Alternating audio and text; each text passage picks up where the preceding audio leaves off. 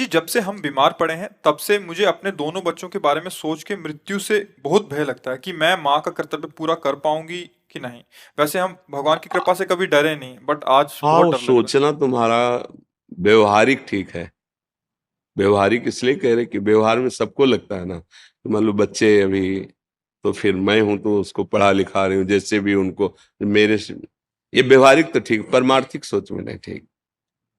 वो अनंत महिमा वाला भगवान पूरी सृष्टि का पालन पोषण कर रहा है, तुम्हारे बच्चों का भी पालन पोषण करेगा, पक्का वही करता है। देखो, बचपन से निकले थे, 13 वर्ष की अवस्था थी, आज तक वही पालन पोषण करता रहा। ना हमारे खाने की व्यवस्था थी, ना रहने की व्यवस्था थी, ना कोई मित्र था, ना कोई स्थान। पूरा लंबा जीवन इतना, और भ्रमण करना है। कभी 1-2 वर्ष एक जगह रुक गए, कभी ऐसा तो नहीं, तो बराबर भ्रमण करना। वो हर जगह मुझे दुलार करते मिला है। कभी जैसे लोग कोई ऐसे उद्दंड, तो उपदेश अंदर से मिला, ए सहो, ये सहने के लिए, तुम्हारे अहंकार का नाश करने के लिए मैंने भेजा इसको। तो बस आपका भेजा हुआ हर विधान अमृत है प्रभु। अगर हम ऐसा सोचते हैं कि हम ही बच्चों का पालन पोषण करते, तो व्यवहारिक तो ठीक है, लेकिन आध्यात्मिक बात ठीक नहीं है। क्योंकि सबका भरण पोषण भगवान। गर्भ में आप क्या पोषण कर रहे थे अपने बच्चे का? वही तो कर रहा था ना। गर्भ में आप क्या व्यवस्था कर रहे थे? गर्भ के जब बाहर आया, तो बिना किसी प्रयास के उसके पोषण के लिए स्तनों में दुग्ध आ गया, जबकि वो अन्न नहीं पचा सकता। तो कितना गर्म, कितना मीठा, कितना उसको, वो पहले से व्यवस्थित है, और वो पीकर हष्ट पुष्ट होता है। तो विचार करो, जो गर्भ में पोषण किया, गर्भ के बाहर आने पर तो भोजन व्यवस्था कर दी ना। देखो, उसको पीना किसने सिखाया? सहज में वो पान कर ले। वो छोटा बच्चा, उसको सिखाना थोड़ी पड़ा है। वो बहुत सर्वज्ञ प्रभु है, जिस समय जैसी व्यवस्था चाहिए। विश्वास करो, तुम्हारे ना होने पर भी तुम्हारे बच्चों की वैसे ही उन्नति, वैसे ही भरण पोषण जैसे तुम्हारे सामने हो। तुम्हारे सामने तुम निमित्त हो, जब तुम हट जाओगी तो वो किसी रूप में आकर संभाल लेगा। वो पूरी सृष्टि को संभाल रहा है। और जो दुर्गति होनी तो तुम्हारे सामने हो जाएगी, तुम रोक नहीं पाओगी। जो सदगति होनी, तो तुम चाहे उसके विरोध में खड़ी जाओ, फिर भी उसकी उन्नति हो जाएगी। हम कई बार ये दृष्टांत सुना चुके। एक सोझा जी नाम के गृहस्थ थे, उनका चरित्र है भक्तमाल जी में। वो महाभागवत थे।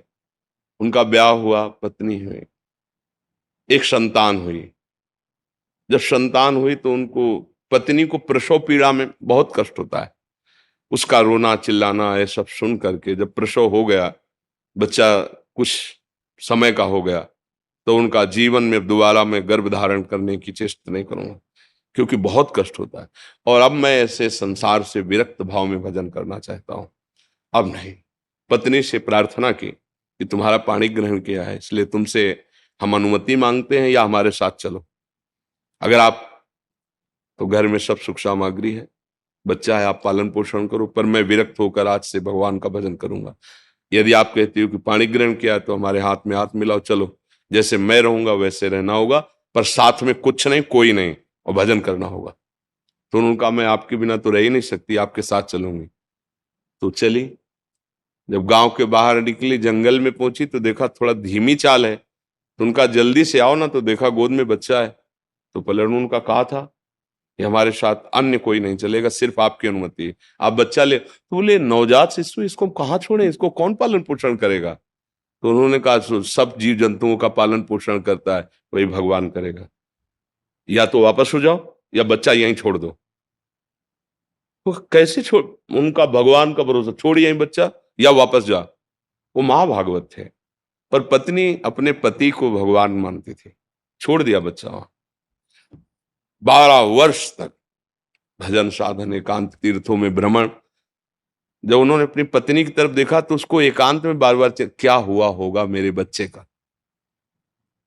तो उनका, चलो आज तुम्हारे अंदर जो बार बार एक प्रश्न रहता है, उसका उत्तर दिला देते हैं। अपने गांव में आए और बाहर बैठ गए। तो 12 वर्ष में दाढ़ी बाल ऐसे तो कोई पहचान नहीं। तो उन्होंने पूछा कि यहाँ तुम्हारे गांव में एक सोजा जी थे, सुना वो संत बन गए, तो उनके कोई संतान थी, क्या हुआ आपको पता है?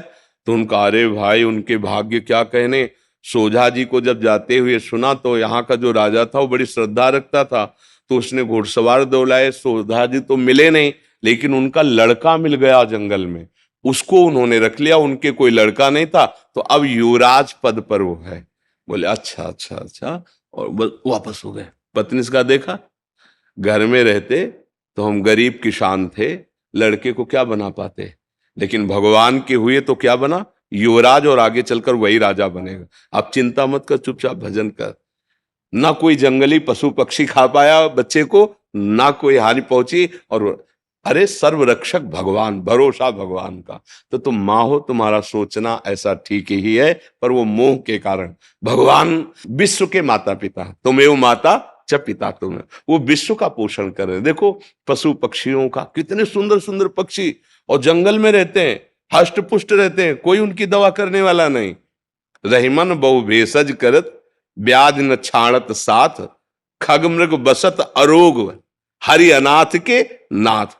उनकी कौन दवा करता है, कौन भोजन, सब हष्ट पुष्ट स्वस्थ। भगवान पूरे विश्व का भरण पोषण करते हैं, आपकी संतान का भी भरण पोषण करेंगे। इस बात से डरो मत, भजन परायण रहो, जब तक श्वास है तब तक उनकी सेवा करते रहो। नहीं, तुम्हारी जहां तक सेवा संपूर्ण भगवान के चरणों में समर्पित कर दो। प्रभु अब आप देखना, हम तो